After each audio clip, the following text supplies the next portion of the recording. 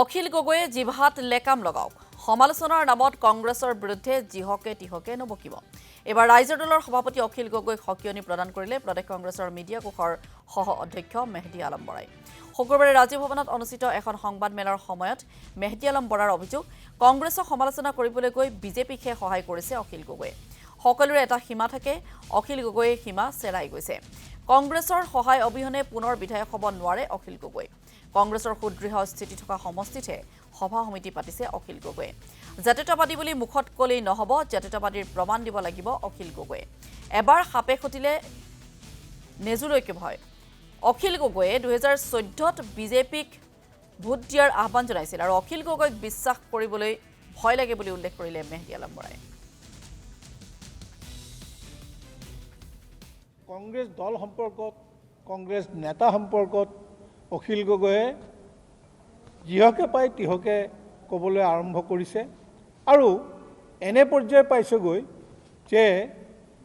এটা অস্বস্তিকৰ পৰিৱেশৰ সৃষ্টি কৰি পেলাইছে যিটো প্ৰতিটো কথাৰ এটা সীমা থাকে আৰু অখিল গগৈয়ে এই সীমা চেৰাই গৈছে তেখেতে শিৱসাগৰ বিধানসভা আসনখনত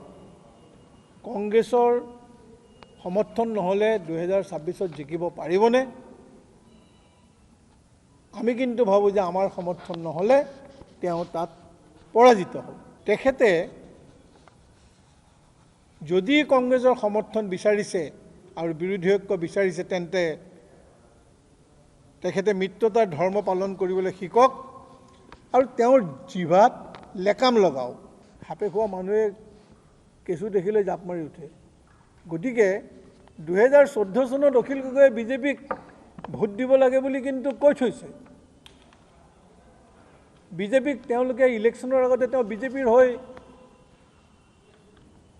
নিৰ্বাচনী প্ৰচাৰ চলাইছে যে বিজেপিক ভোট দিব লাগে প্ৰেছ কনফাৰেন্স কৰিছে গতিকে